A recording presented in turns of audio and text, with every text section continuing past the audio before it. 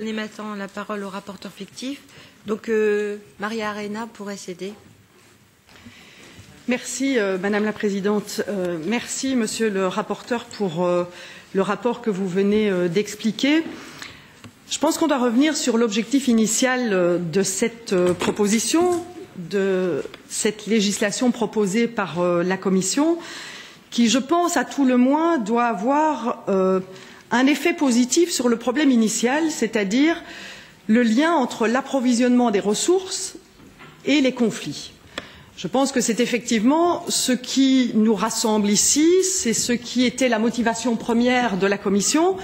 C'est sur base d'un certain nombre d'études des Nations Unies d'ailleurs, il y a eu un lien établi entre l'approvisionnement des ressources, le financement des groupes armés, et particulièrement dans une région aujourd'hui qui est une région très ciblée, qui est la région du Kivu en République démocratique du Congo. Mais cela ne concerne pas, bien entendu, uniquement cette région, mais je pense qu'on peut la prendre comme modèle dans l'exercice que nous avons à faire. Et donc, rappelons le fait que nous n'avons pas ici à prendre des législations de façade pour dire l'Europe a fait quelque chose pour se donner bonne conscience, mais nous devons au contraire avoir une législation qui est efficace par rapport à cette problématique qui est approvisionnement et conflit, mais qui est aussi efficace par rapport à la mise en place au niveau européen pour le bénéficiaire final, qui pour moi, le bénéficiaire final n'est pas l'industrie européenne, le bénéficiaire final, c'est bien entendu le client, c'est-à-dire que celui qui achète un produit doit être sûr que ce qu'il achète puisse être identifié comme étant responsable par rapport à ce conflit qui parfois est loin de lui, à des milliers de kilomètres, mais il a besoin de savoir exactement ce qu'il achète au niveau européen. Et donc je me suis, je me suis amusée, mais ce n'était pas très amusant, à analyser 3 hypothèses de travail. La première hypothèse de travail, c'est l'hypothèse que la Commission européenne nous a mise dans les mains pour pouvoir travailler et de voir ce qui se passait dans les flux dans le cadre d'une approche volontaire uniquement sur le upstream et ce qui se passait sur le marché. Et donc vous voyez ce qui se passe dans les pays d'origine, les mines, les négociateurs locaux, les négociateurs internationaux. Là-dessus, on ne peut rien faire. Ils ont pris leur dispositif. Ensuite, vous avez le upstream. Dans le upstream, on a les fonderies, les raffineurs. Et vous avez 2 types de fonderies et de raffineurs. Vous avez ceux qui vont opter de manière volontaire sur une démarche responsable. Et puis vous aurez les autres qui n'iront pas dans la démarche responsable. N'oublions pas qu'aujourd'hui, les fonderies et les raffineurs au niveau mondial, en dehors du système européen, c'est-à-dire les derniers, fonderies et raffineurs tout en bas du tableau, représentent 95% du marché actuellement. Ça veut dire qu'au-dessus du tableau, selon l'hypothèse de la Commission, vous allez vous retrouver avec un marché résiduaire. Et la proposition de la Commission ne va en rien favoriser ceux qui se trouvent en dessous pour aller au-dessus, c'est-à-dire d'aller vers une démarche responsable. Par ailleurs, vous voyez que toutes les flèches d'alimentation des composants et des produits finis qui sont le downstream sont permises à partir du moment où vous n'avez aucune procédure sur le downstream composants et produits finis. C'est-à-dire qu'en tant que composant, c'est-à-dire celui qui produit un certain nombre de produits qui sont des composants, ou en tant que producteur de produits finis, vous n'avez aucun incitant à aller vers une démarche responsable et donc vous pouvez acheter n'importe où, n'importe comment.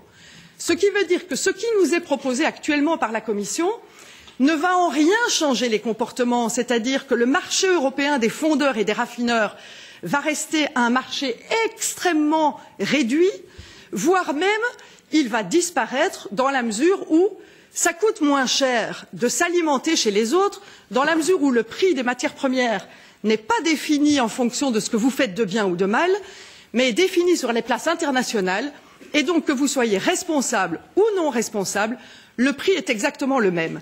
Et si on se passe du côté des industries, eh bien c'est simple, quand le prix ne varie pas en fonction de votre attitude, eh bien vous allez vers celui qui est le prix le moins cher, surtout que votre client, à savoir le détaillant, n'a aucune obligation et n'a aucune lisibilité, et donc il ne sait jamais s'il achète du responsable ou du non responsable, et donc il n'y a pas d'appel de marché.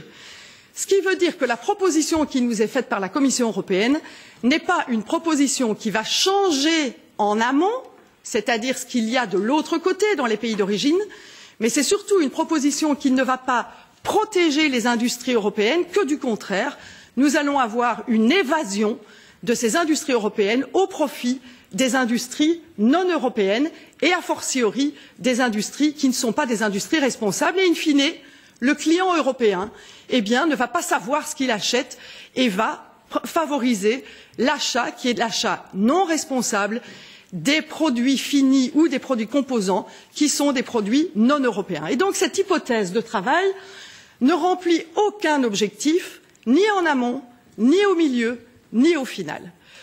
Ce qui m'a poussé à imaginer une seconde hypothèse. Et comme M. Winkler, nous avons rencontré beaucoup d'acteurs. Et la seconde hypothèse était l'hypothèse mixte, à savoir une démarche contraignante sur le upstream et une démarche volontaire sur le downstream. Et je me suis dit, mais qu'est-ce que ça va générer? Eh bien, ça génère ceci. C'est un peu plus clair que le précédent, vous allez dire, mais il ne va pas favoriser la démarche responsable dans la mesure où, comme je vous l'ai dit tout à l'heure, les fonderies non européennes représentent 95% du marché. Elles n'auront pas d'intérêt à aller vers les démarches responsables parce que le client final a toujours le choix entre deux produits, c'est-à-dire le produit responsable ou le produit non responsable. Et dans ce cas, l'appel du marché ne fonctionne pas. D'autant plus que la démarche volontaire sur le downstream intermédiaire n'est pas une démarche qui va inciter pour aller vers la démarche responsable. Et donc on aura toujours une cohabitation du responsable et du non responsable avec une dominante du non responsable. Et là aussi, l'effet est un effet qui est un effet moindre par rapport à l'objectif initial et par rapport à l'objectif final. Et donc est venue la troisième hypothèse de travail, qui est une hypothèse qui rend la démarche obligatoire sur toute la chaîne de production, depuis le début, downstream, jusqu'à la fin, upstream. Et vous voyez qu'on atteint, bien entendu, une simplification des schémas, bien entendu, mais aussi une clarification du client final, qui sait qu'il achète une démarche responsable, mais aussi on nettoie le marché européen et on rapatrie sur le marché européen, c'est-à-dire à la fois au niveau des fonderies et des raffineurs, mais aussi au niveau des industries, et ça nous intéresse tous d'avoir des industries efficaces et responsables sur le marché européen, et donc par une approche qui est une approche obligatoire sur l'ensemble de la chaîne, à la fois on atteint l'objectif initial qui est d'avoir une démarche responsable jusqu'au pays d'origine, mais aussi et surtout qui est de garantir que notre industrie soit une industrie gagnante. Et donc je vous ai expliqué en 3 schémas, rapidement, pourquoi la démarche obligatoire sur toute la chaîne n'est pas une démarche qui vient ennuyer le système industriel, mais au contraire, une démarche qui garantit que l'Europe se positionne comme une industrie qui est capable d'alimenter à la fois son client avec des produits responsables, mais en même temps qui a la capacité d'impacter dans des pays en conflit par le biais d'un processus qui est un processus de commerce, qui est un commerce responsable. Et donc, au nom du groupe, nous allons proposer un certain nombre d'amendements qui vont dans ce sens, bien entendu, mais qui aussi tiennent compte de l'accompagnement de ces entreprises. Parce que, comme l'a dit M. Winkler tout à l'heure, il est important d'avoir des temps d'adaptation pour rentrer dans un système. Et donc je pense qu'il serait intéressant aussi d'avoir des temps de rentrée par rapport au système en question et, bien entendu, de tenir compte de la question des petites et moyennes entreprises, mais surtout, vous allez voir que plus vous allez vers le downstream, c'est-à-dire les produits finis et les détaillants, plus vous touchez la question des petites et moyennes entreprises. Et donc il est important d'avoir des dispositifs clairs d'accompagnement de ce downstream par rapport à l'obligation qui est une obligation de l'OCDE. Et enfin, les amendements que nous allons proposer sont des amendements qui ne font pas coexister des systèmes tels que M. Winkler l'a proposé dans son rapport, qui étaient à la fois le système de l'OCDE et en même temps les systèmes des industries. Notre référence unique, qui est un système partagé par l'ensemble des 151 pays qui ont participé au dispositif de l'OCDE, 151 pays, eh bien nous voulons que la référence unique dans ce que nous allons faire soit la référence à l'OCDE et non pas à des processus qui ont été mis en place par certains groupes industriels et donc il est important d'avoir une clarification de l'approche OCDE. Et donc nous irons dans ce sens en matière d'amendements et nous espérons pouvoir en tout cas aboutir à une législation qui est à la fois positive pour les pays d'origine et bien entendu qui tienne compte de la situation économique européenne. Merci. Merci.